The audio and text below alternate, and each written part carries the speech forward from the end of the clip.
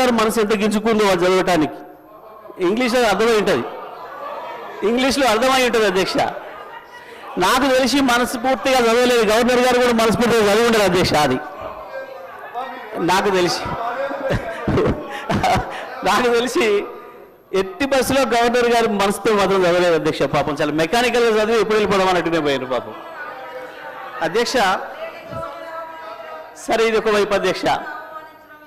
అధ్యక్ష, నేను చదివిన మిత్రులతో మాట్లాడుతున్నా, దీన్ని ఎక్కడ మొదలు పెట్టాలి, ఎక్కడికి పోవాలి, ఇది నేను ఆలోచన చేస్తూ ఈ మధ్యకాలంలో నేను రైతుగా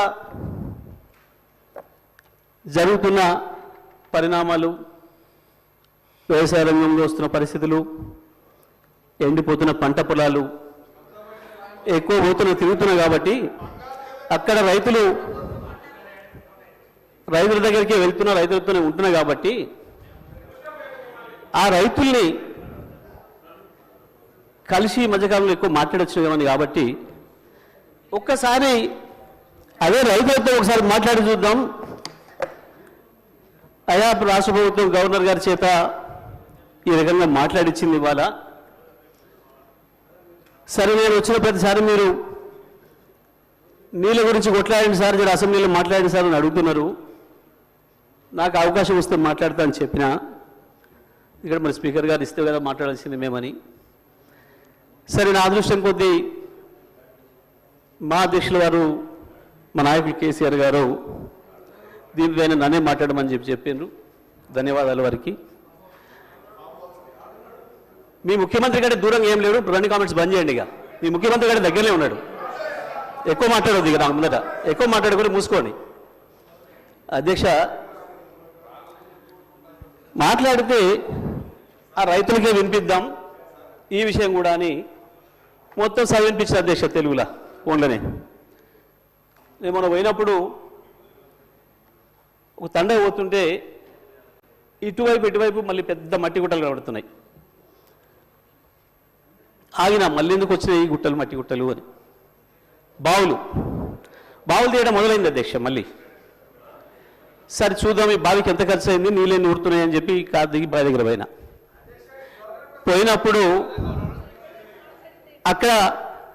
అక్కడి నుంచి గొర్రెలు వస్తున్నాయి, గొర్రెలు కాసుకున్నాయి రైతులు, గొర్రెల కాపర్లు కూడా, సోదరులు కూడా వచ్చారు. వాళ్ళకే చేసిన అధ్యక్ష. వెంకట్రాములు, రాజయ్య ఇద్దరు ఎందుకు రైతుల గురించి భయపడుతున్నారు, గొర్రె కాపర్లు రైతులనే భయపడుతున్నారు అధ్యక్ష. వాళ్ళకే మాట్లాడిన అధ్యక్ష నేను. ఎందుకంటే ఇది ప్రజలకు సంబంధించిన బడ్జెట్ కాబట్టి ప్రజలతోనే మాట్లాడినా మీలాగా కమిషన్లు ఇచ్చినట్టు మాట్లాడలేదు. నేను రైతులతో మాట్లాడిన అధ్యక్ష. మా వెంకటరామయ్య, మా రాజన్న ఇద్దరికి వినిపించిన, మా రవినాయక్ కూడా వినిపించి ఇది ఏం మాట్లాడలేదు దీని మీద, నేను ఎట్లా అనిపిస్తుంది అని అడిగిన. ఇలా మీకు అర్థం కాదే ఉంది సార్, దీంట్లో మా ఊర్లే వెంకటయ్య అని ఉండే, ఆయన ఊర్లో ఏతుల వెంకటయ్య కూడా అందరూ ఆన్ కథ ఉంది ఇలా అన్నారు. ఏం కథ అని అడిగిన. ఏ లేదయ్యా, ఒకరోజు పొద్దున్నే ఆయన భార్య సర్పంచ్ కాడికి వచ్చింది. ఆయన భార్య సర్పంచ్ కాడికి వచ్చి కంప్లైంట్ చేసింది, మా వెంకటయ్య నన్ను కొట్టిండు, జర పిలిపించి మాట్లాడమని చెప్తే ఆయన పిలిపించిండు పెద్ద మనిషి. ఎందుకు కొట్టి ఏం సంగతి అని అడిగితే, నేను మా అమ్మగారింటికి నువ్వు పాలు వేయద్దుమని అన్నాడు, నేను పోస్తా అన్నా. నువ్వు పాలు వేస్తే ఊక్కోని అన్నాడు, నేను పోసి తీరుతానంటే నన్ను కొట్టిండు. పాలెక్కడి, నీకు బర్రె లేదా, పాలెక్కడి అని చెప్పి ఆయన పెద్ద మనిషి అడిగింది అధ్యక్ష. అడిగితే నాకు 4 బర్రెలు ఉన్నాయి అన్నాడు అధ్యక్ష. ఈ 4 బర్రెలు ఎక్కడిదా, నీకు ఒకటి కూడా లేకపోయా, మా ఊరందరం చూస్తుంది 50 మంది ఉన్నాం, అందరూ తెలిసి నీకు బర్రెలు లేవా ఎక్కడిదా అంటే,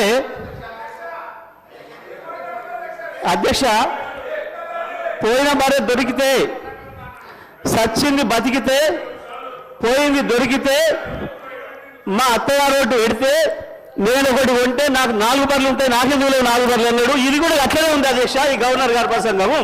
అంతకు మించి ఒక అక్షరం కూడా తేడా లేదు. ఎక్కడ ఇచ్చారు అధ్యక్ష? రైతులకు రుణమాఫీ చేసినారు. రైతు భరోసా ఇచ్చినారు. 12,000 రూపాయలు నా ఈడిఎస్ కార్మికులకు ఇచ్చినారు. 12,000 రూపాయలు నా ఆటో కార్మిక సోదరులకు ఇచ్చినారు.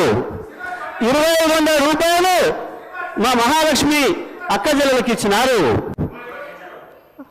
రైతులకు బోనస్ ఇచ్చినారు. తోం బంగారం ఇచ్చినారు. ఏది ఇచ్చిన అధ్యక్ష? నా విద్యార్థి సోదరులకు స్కూటీలు ఇచ్చినారు. అధ్యక్ష 2 లక్షల ఉద్యోగాలు ఇచ్చి సంతోషంగా పెట్టినారు. ఎక్కడిచ్చింది అధ్యక్ష? ఎక్కడిచ్చి?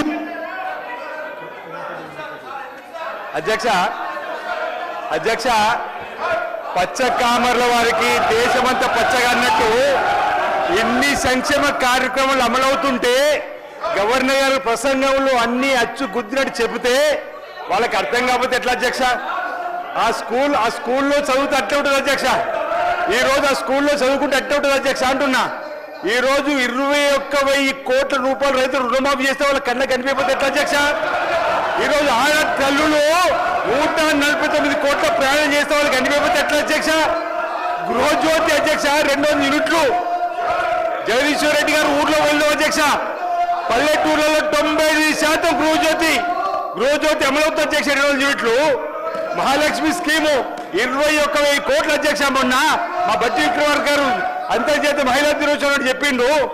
ఎన్ని కార్యక్రమాలు అమలవుతుంటే ఏదో 4 బర్రెల కథ చెప్పుకుంటూ పోతే ఇంకా మేమే ఉన్నామని చెప్పనుకుంటే ఎట్లా అధ్యక్ష? ఈరోజు వాళ్ళు ఊహాలోకంలో ఉన్నారు అధ్యక్ష. ఇంకా వాళ్ళు ఊహాలోకంలో ఉన్నది ఇంతకు చెప్పినట్టుగా ఊహాలోకంలో ఉన్న అధ్యక్ష. ఈ రోజు ఈ 15 మాసాల్లో ఈ ప్రభుత్వం అనేక చక్కటి సంక్షేమ కార్యక్రమాలను అమలు చేస్తున్నాం, ముందుకు పోతున్నాం. అదే గవర్నర్ గారి ప్రసంగంలో ఉంది అధ్యక్ష. గవర్నర్ గారికి గౌరవీయం చెప్పని కోరుతున్నాం అధ్యక్ష. ఈ సందర్భంగా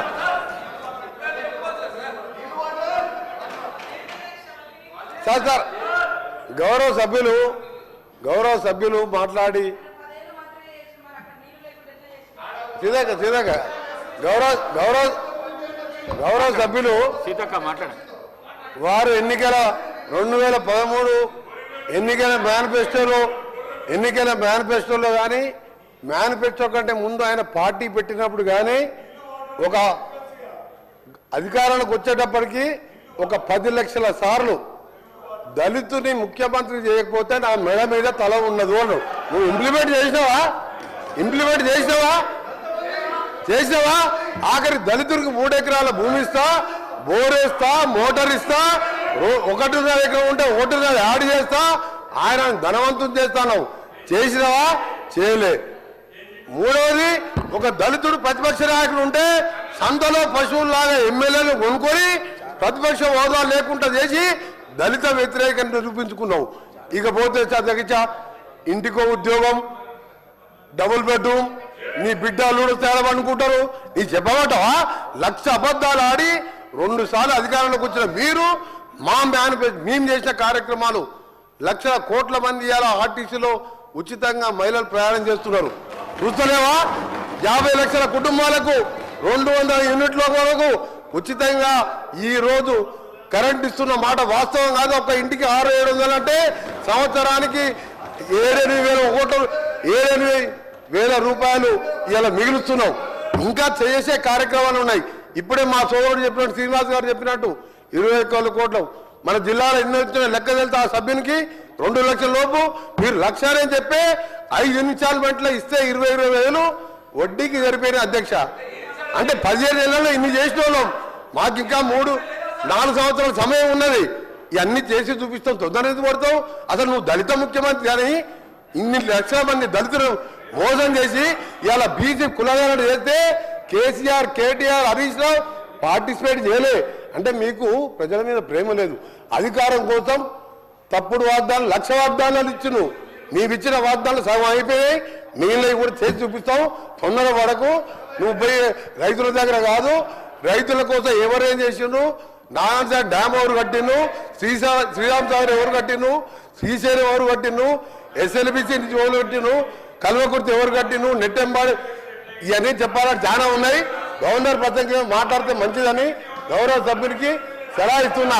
మీరు చెప్పాలంటే చాలా ఉన్నది. మీ జగదీశ్వర్ రెడ్డి గారు అధ్యక్ష, అధ్యక్ష, తలసాని శ్రీనివాస్. అధ్యక్ష, మీ ద్వారా లెజిస్లేటివ్ అఫైర్స్ మినిస్టర్ గారు డిప్యూటీ సీఎం గారిని రిక్వెస్ట్ చేస్తున్నా అధ్యక్ష. అంటే సభ సాంప్రదాయాల ప్రకారం నడవాలా. ఇప్పుడు మీ సభ్యులు మాట్లాడారు, మీ సభ్యులు ఇప్పుడు మీ ఇద్దరు సభ్యులు మాట్లాడారు అధ్యక్ష.